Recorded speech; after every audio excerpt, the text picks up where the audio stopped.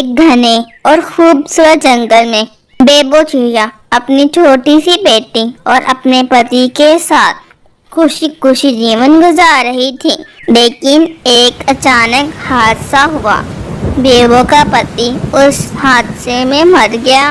بیبو اور اس کی بیٹی بالکل اکیلی رہ گئیں۔ ماں، اب ہم کہاں جائیں گے؟ بیبو اپنی بیٹی کو اپنے گلے سے لگا لیتی ہے۔ فکر نہ کرو گڑیا، جب تک میں تمہارے ساتھ ہوں میں تمہیں کبھی اکیلا نہیں چھوڑوں گی۔ بیبو چڑیا اور اس کی بیٹی اڑتی ہے۔ وہ اڑتے اڑتے دوسرے جنگل میں آ جاتے ہیں جہاں بیبو چڑیا کا بھائی رہتا تھا۔ بھائی، اگر کچھ دن تمہارے پاس رہنے کے لیے جگہ مل جائے تو؟ بیبو، تم تو سب جانتی ہو، میرے تو حالات پہلے ہی بہت خراب ہیں، میں تمہیں اور تمہاری بیٹی کو نہیں رکھ سکتا۔ بیبو چڑیا اپنی بیٹی کو لے کر پھر سے اڑتی ہے۔ تھوڑا دور اپنی بہن کے پاس جاتی ہے۔ میں تمہاری سہایتا کرنا چاہتی ہوں، لیکن میرے پاس بھی جگہ نہیں ہے۔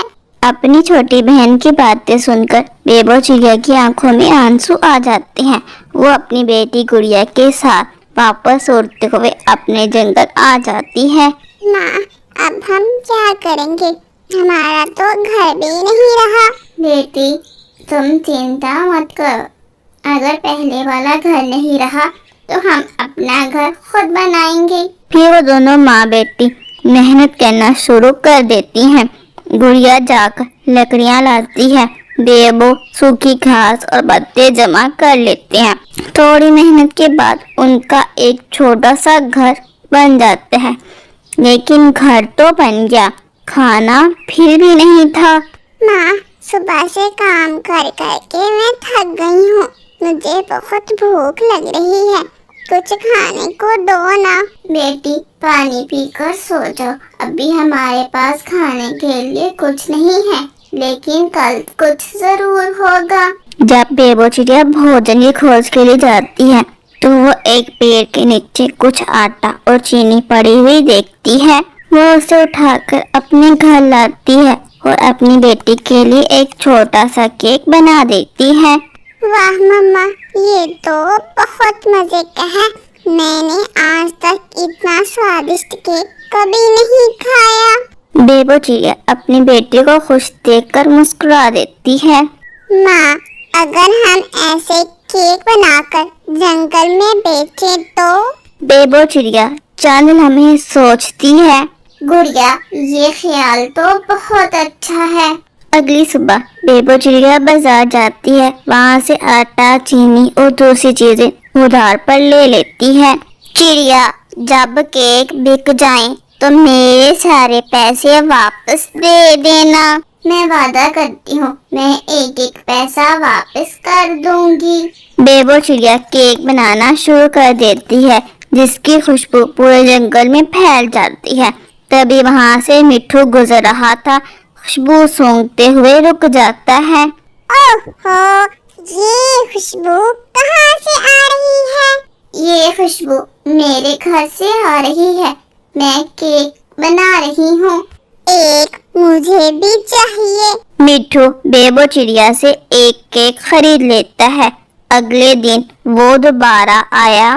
چڑیا، کل والا کیک تو کمال کا تھا، آج مجھے 2 کیک دینا۔ آہستہ آہستہ جنگل کے سبھی پکشی بیبو کے کیک کے دیوانے ہو جاتے ہیں اور بیبو چڑیا کا چھوٹا سا کاروبار چل پڑتا ہے۔ ایک دن کالو کوا اور اس کی پتنی گوری کبی جنگل سے گزر رہے تھے، جہاں بیبو چڑیا کے گھر کے باہر ایک لمبی لائن لگی ہوئی تھی۔ کالو جی، یہ اتنے مشہور کیسے ہو گئی؟ گوری، یہ تو مجھے بھی نہیں پتا، بس کیک بیچ رہی ہے۔ مجھے بھی اس کا کیک کھانا ہے۔ نہیں گوری، پیسے خرچ ہوں گے۔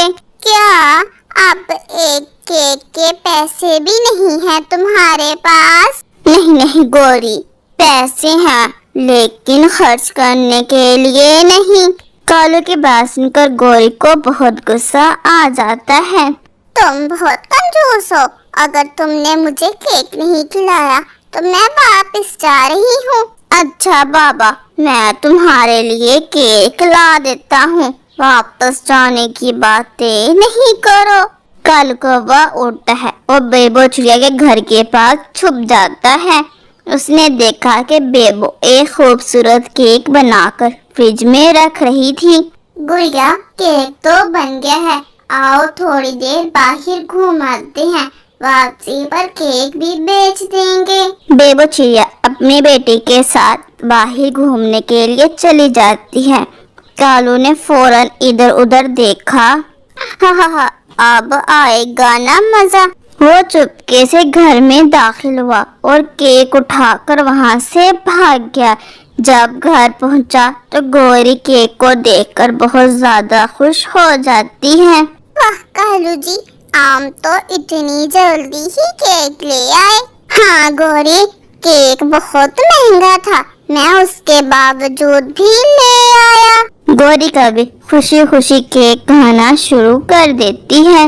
اگلے دن بیبو نے پھر سے کیک بنایا، پھر وہ کچھ دیر کے لیے باہر گئی۔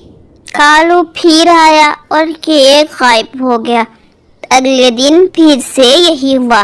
بیبو نے کیک بیچنے کے لیے تیار کیا تھا، کالو چپکے سے چرا کر لے گیا، جبکہ بیبو بہت زیادہ پریشان ہو جاتی ہے۔ یہ کیسے ہو سکتا ہے؟ میں کیک بناتی ہوں، گھر سے باہر جاتی ہوں اور واپس آتی ہوں تو کیک غائب ہو جاتا ہے۔ ماں، شاید آپ کہیں رکھ کر بھول جاتی ہیں۔